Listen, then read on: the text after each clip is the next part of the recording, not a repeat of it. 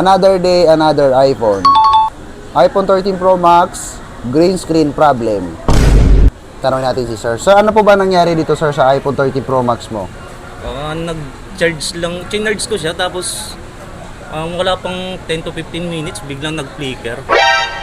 Tapos tinanggal ko agad sa charging Pero kasi yung charger mo, original. opo, original po siya. Okay.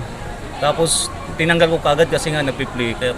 Nagamit ko pa siya siguro mga 10 minutes tapos after nun widescreen na ganyan na Ganito na, nangyari sa kanya. yellow screen na, no? Yellow screen. Saan mo pa kami nakita, bossing? Sa ano po, sa Facebook tsaka Okay. TikTok. So guys, ito yung gagawin natin na pang permanent solution ng iPhone 13 Pro Max green screen.